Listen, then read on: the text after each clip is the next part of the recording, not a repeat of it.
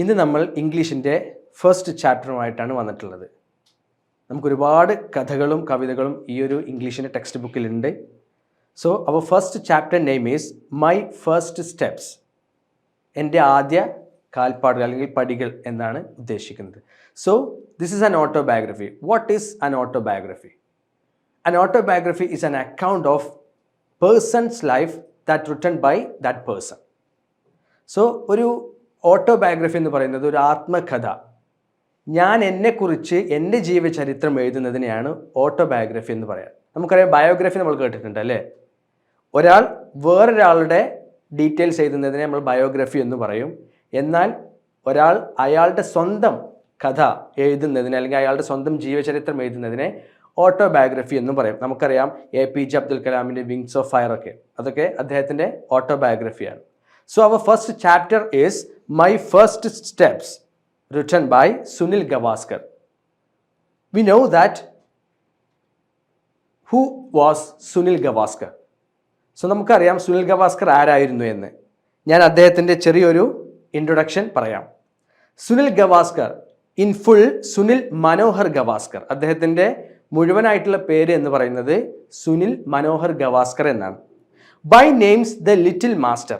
അദ്ദേഹം little master എന്ന ഒരു പേരിൽ കൂടി അറിയപ്പെടുന്നുണ്ട്. He was born on July 1949. അദ്ദേഹം 1949 ജൂലൈ 10 ജനിക്കുന്നത്. Indian cricket player who is considered one of the sports greatest opening batsman of all time. ഇക്കാലഘട്ടത്തിൽ നോക്കുകയാണെങ്കിൽ, ഇത്രയും കാലഘട്ടത്തിൽ നോക്കുകയാണെങ്കിൽ അദ്ദേഹമാണ് ഏറ്റവും നല്ല ബാറ്റ്സ്മാൻ ആയിട്ടുള്ള ഓപ്പൺ ബാറ്റ്സ്മാൻ ആയിട്ട് അദ്ദേഹം കൺസിഡർ ചെയ്യപ്പെടുന്നുണ്ട്, അറിയപ്പെടുന്നുണ്ട്. Gavaskar skilfully captained the Indian team in 47 test international matches.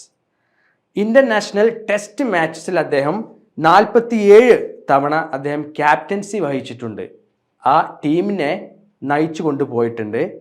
And dominated the game during a career that spanned 16 years and 125 total test contest. അദ്ദേഹം ടോട്ടലി 125 16 വർഷത്തിനിടയ്ക്ക് 125 ടെസ്റ്റ് കോൺടെസ്റ്റിൽ അദ്ദേഹം പങ്കെടുക്കുകയും ആ ഒരു ക്രിക്കറ്റ് എന്ന ഒരു ഗെയിമിനെ അദ്ദേഹം ഡോമിനേറ്റ് ചെയ്ത് കൊണ്ടുവരികയും ചെയ്യപ്പെട്ടു. So this is A small introduction about Sunil Gavaskar. ഇനി നമ്മൾ നേരെ ചാപ്റ്ററിലോട്ട് പോവുകയാണ്. സോ മൈ ഫസ്റ്റ് സ്റ്റെപ്സ്, ഇതായിരുന്നു സുനിൽ ഗവാസ്കറുടെ ആത്മകഥയുടെ ഓട്ടോബയോഗ്രഫിയുടെ നെയിം എന്ന് പറയുന്നത്. സോ ഈ ഒരു ചാപ്റ്ററിൻ്റെ ഒരു ഷോർട്ട് സമ്മറി ഞാൻ നിങ്ങൾക്ക് പറഞ്ഞു തരാം. ആ ഒരു ഷോർട്ട് സമ്മറിയോട് കൂടിയിട്ട് നമുക്ക് എന്താണ് അദ്ദേഹം ആ ഒരു ചെറിയ ഭാഗത്ത് പറഞ്ഞു വരുന്നത് എന്ന് നമുക്ക് മനസ്സിലാക്കാൻ സാധിക്കും. സോ ഞാനിതിൽ ഓരോ പോയിൻ്റ് ആയിട്ടാണ് ഇതിൽ കൊടുത്തിട്ടുള്ളത്. ആ പോയിൻ്റ് വൈസ് ആയിട്ട് ഞാൻ പറഞ്ഞു തരാം. My first steps is an autobiography of the great cricketer Sunil Gavaskar.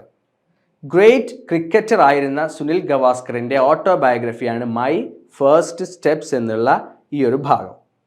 He shares many interesting memories of his childhood and cherishes his early days in this biography. അദ്ദേഹത്തിൻ്റെ ഈ ഒരു ഓട്ടോബയോഗ്രഫിയിൽ അദ്ദേഹത്തിൻ്റെ ചെറിയ കാലം മുതൽ, ചൈൽഡ്ഹുഡ് മുതലുള്ള നല്ല നല്ല ഓർമ്മകൾ, സംഭവങ്ങൾ അദ്ദേഹം ഇതിൽ വിവരിക്കുന്നുണ്ട്, അദ്ദേഹം നമ്മളോട് ഷെയർ ചെയ്യുന്നുണ്ട്. He shares one interesting incident of his birth time. അദ്ദേഹം ജനിക്കുന്ന സമയത്ത് വളരെ നല്ല ഒരു ഇൻട്രസ്റ്റിംഗ് ആയിട്ടുള്ളൊരു ഇൻസിഡൻറ്റ് നടന്നിട്ടുണ്ട്. അത് അദ്ദേഹം വളരെ ഭംഗിയായിട്ട് ഈ ഒരു ചാപ്റ്ററിൽ അദ്ദേഹം വിവരിക്കുന്നുമുണ്ട്. എന്തായിരുന്നു അത്? One day his uncle mister Narayan Masurekar, whom he used to call Nan Kaka. അപ്പം എല്ലാവരും നാൻ കാക്ക എന്ന് വിളിച്ചിരുന്ന അദ്ദേഹത്തിൻ്റെ ഒരു അങ്കിൾ ഉണ്ട്. അദ്ദേഹത്തിൻ്റെ പേരാണ് നാരായൺ മസുറേക്കർ എന്നുള്ള. ആ അദ്ദേഹം had come to see him in hospital and noticed a little hole in the top of the baby Gavaskar left ear lobe. So Gavaskar ജനിക്കുന്ന സമയത്ത് കുട്ടിയെ കാണാൻ ആളുകൾ വരും അല്ലേ? ആ സമയത്ത് അദ്ദേഹത്തിൻ്റെ അമ്മാവൻ ഹോസ്പിറ്റലിലേക്ക് വരികയും ചെറിയ കുട്ടിയായ സുനിൽ ഗവാസ്കറിനെ അദ്ദേഹം കാണാൻ വേണ്ടി വളരെ തിടുക്കത്തോടു കൂടി വന്ന് കുട്ടിയെ നോക്കുന്നു. ആ സമയത്ത് അദ്ദേഹം സംതിങ് നോട്ടീസ്ഡ്, എന്തോ ഒന്ന് കണ്ടു. എന്തായിരുന്നു അത്? ശ്രദ്ധിച്ചത് ഈ സുനിൽ ഗവാസ്കറിൻ്റെ ഇടത്തെ ചെവിയുടെ ഈ ഒരു ഭാഗത്ത് ചെറിയൊരു ഹോൾ ഉണ്ടായിരുന്നു. അത് അദ്ദേഹത്തിൻ്റെ അമ്മാവൻ ശ്രദ്ധിച്ചിരുന്നു. On the next day, പിറ്റേ ദിവസം, when he came to the hospital again, he was shocked to see a little hole was missing.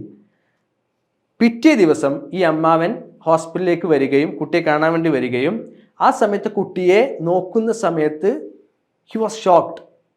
അദ്ദേഹം തരിച്ചുപോയി, ഞെട്ടിപ്പോയി. എന്താണ്? The hole was missing. ഇടത്തെ ചെവിയിൽ ആ ഭാഗത്തുണ്ടായിരുന്ന ഹോള് കാണാനില്ല.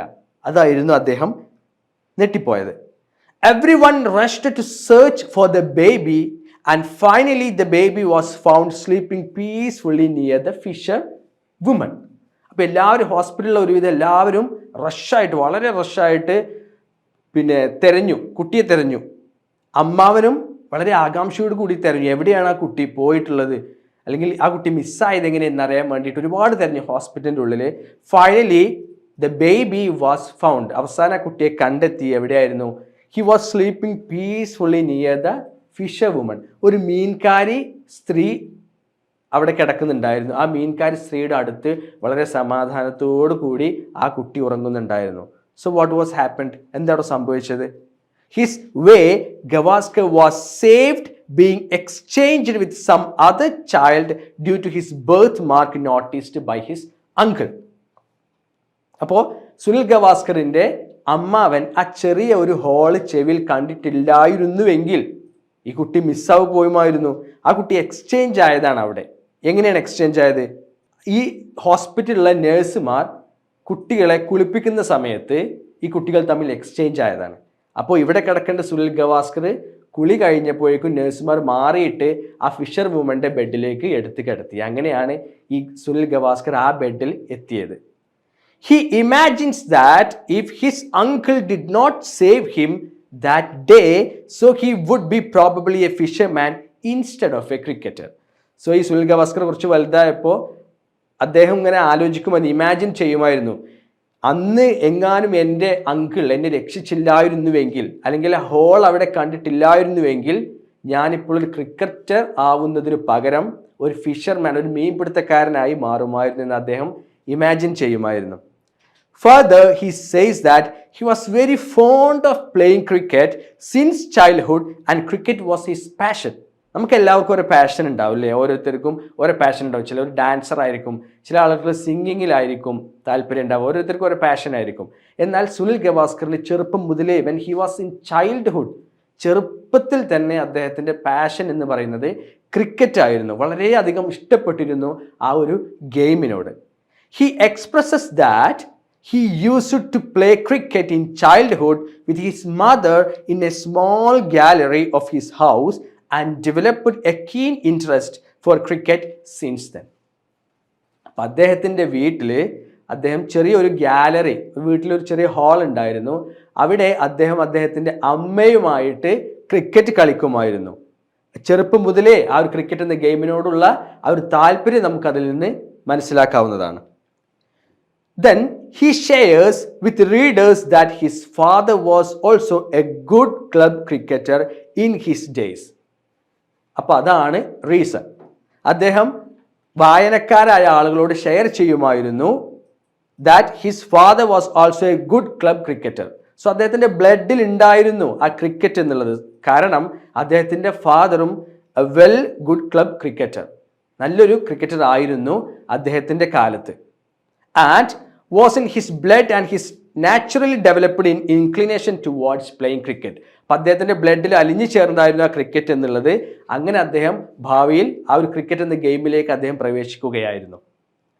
He in fact writes that his mother was the first person to take him into the world of cricket. അപ്പോൾ cricket എന്ന ലോകത്തേക്ക് ആദ്യമായി കൈപ്പിടിച്ച് കയറ്റിയത് അദ്ദേഹത്തിൻ്റെ മദറായിരുന്നു. കാരണം അദ്ദേഹം ചെറുപ്പം മുതലേ ക്രിക്കറ്റ് കളിക്കുന്ന സമയത്ത് നമ്മൾ നേരത്തെ പറഞ്ഞതുപോലെ വീടിനുള്ളിൽ ചെറിയൊരു ഹാൾ ഉണ്ടായിരുന്നു. അവിടെ അമ്മയുമായിട്ടാണ് അദ്ദേഹം ക്രിക്കറ്റ് കളി സ്റ്റാർട്ട് ചെയ്തിട്ടുള്ളത്. അപ്പോൾ അമ്മയാണ് അദ്ദേഹത്തെ ഫസ്റ്റ് ക്രിക്കറ്റ് എന്ന വേൾഡിലേക്ക് കൈപ്പിടിച്ച് കയറ്റിയത്. He also recalls his uncle. അദ്ദേഹത്തിൻ്റെ അമ്മാവനെ അദ്ദേഹം ധാരാളമായി ഓർക്കുമായിരുന്നു. മാധവ് മന്ത്രി, അതാണ് അദ്ദേഹത്തിൻ്റെ പേര്. A cricketer who played 4 official test for India. അദ്ദേഹം ഒരു ക്രിക്കറ്റ് പ്ലെയർ ആയിരുന്നു. ഇന്ത്യക്ക് വേണ്ടിയിട്ട് 4 ഒഫീഷ്യൽ ടെസ്റ്റ് അദ്ദേഹം കളിച്ചിട്ടുണ്ട്. ആൻഡ് ഹി ടെൽസ് അസ്, അദ്ദേഹം നമ്മളോട് പറയാണ് that he used to go his uncle house frequently. അദ്ദേഹം ഇടയ്ക്കിടയ്ക്ക് അദ്ദേഹത്തിൻ്റെ അങ്കിളിൻ്റെ വീട്ടിലേക്ക് പോകുമായിരുന്നു ആൻഡ് പ്ലേഡ് ക്രിക്കറ്റ് കളിക്കുമായിരുന്നു. He discusses that he was highly inspired by his uncle who taught him to work hard. അപ്പോൾ ഓരോരുത്തർക്കും വിജയത്തിൻ്റെ പിന്നിൽ ഒരു കഥയുണ്ടായിരിക്കും അല്ലേ, അല്ലെങ്കിൽ ആരുടെയെങ്കിലും ഒരു മോട്ടിവേഷനോ ഒരു ഇൻസ്പയർ വേർഡ്സ് ഒക്കെ കിട്ടിയിട്ടുണ്ടാവും. ഈ സുനിൽ ഗവാസ്കർ എന്ന ക്രിക്കറ്റർക്ക് ഇൻസ്പയർ ആയിട്ടുള്ളത്, നല്ല മോട്ടിവേഷൻ കിട്ടിയിട്ടുള്ളത് അദ്ദേഹത്തിൻ്റെ അങ്കിളിൽ നിന്നായിരുന്നു. അദ്ദേഹത്തിൻ്റെ അങ്കിളാണ് അദ്ദേഹത്തിന് ഈ കാര്യങ്ങളൊക്കെ പഠിപ്പിച്ചു കൊടുത്തത്. നന്നായിട്ട് വർക്ക് ഹാർഡായിട്ട് വർക്ക് ചെയ്യാൻ വേണ്ടിയിട്ടുള്ള മോട്ടിവേഷൻ കൊടുത്തത് അദ്ദേഹത്തിൻ്റെ അങ്കിളായിരുന്നു. And sweat to earn distinction instead of living on fantasy and imagination only. നമ്മൾ സ്വപ്നങ്ങളിലൂടെയും അല്ലെങ്കിൽ ഫാൻറ്റസി വേൾഡിലൂടെയൊക്കെ സഞ്ചരിക്കുന്നതിന് പകരം റിയാലിറ്റിയിലേക്ക് ഇറങ്ങി വന്ന് നമ്മുടെ എയിം എന്താണോ അത് അച്ചീവ് ചെയ്യാൻ നമ്മൾ ഹാർഡായിട്ട് വർക്ക് ചെയ്തേ പറ്റൂ എന്നുള്ള ഒരു മോട്ടിവേഷൻ നൽകിയത് അദ്ദേഹത്തിൻ്റെ അങ്കിളായിരുന്നു. And finally, he learned from him that there is no shortcut to reach destination. അവസാനമായി അദ്ദേഹം പഠിച്ച ഒരു പാഠം എന്നുള്ളത് there is no shortcut to reach in destination. നമുക്ക് എന്താണ് നമ്മുടെ എയിം, അവിടേക്ക് എത്താൻ ഒരു ഷോർട്ട് കട്ടും ഇല്ല. We have to work. We have to hard work. നന്നായി ഹാർഡ് വർക്ക് എടുത്താൽ മാത്രമേ നമുക്ക് നമ്മൾ ഉദ്ദേശിച്ച ആ ഒരു എയിമിലേക്ക്, ആ ഒരു ഡെസ്റ്റിനേഷനിലേക്ക് നമുക്ക് എത്തിച്ചേരാൻ പറ്റൂ എന്നുള്ള ഒരു പാഠം കൂടി അദ്ദേഹം അതിൽ നിന്ന് പഠിക്കുകയുണ്ടായി. So this is the short summary of my first steps written by Sunil Gavaskar. So ഇതായിരുന്നു മൈ ഫസ്റ്റ് സ്റ്റെപ്സ് എന്നുള്ള ഈ ഒരു ചാപ്റ്ററിൻ്റെ ചെറിയൊരു ചുരുക്കം എന്നുള്ളത് വിശദീകരിച്ചതാണ്. ഇനി ഈ ഒരു ചാപ്റ്ററിൽ നമുക്ക് 2 ഗ്രാമർ പാർട്സ് വരുന്നുണ്ട്. ഒന്ന്, നമ്മൾ ഇതിൽ യൂസ് ചെയ്തിട്ടുള്ള അല്ലെങ്കിൽ സുനിൽ ഗവാസ്കർ യൂസ് ചെയ്തിട്ടുള്ള ഫോം എന്ന് പറയുന്നത് സിമ്പിൾ പാസ്റ്റ് ഫോമാണ്. What is simple past form? എന്താണ് സിമ്പിൾ പാസ്റ്റ് എന്ന് പറഞ്ഞാൽ?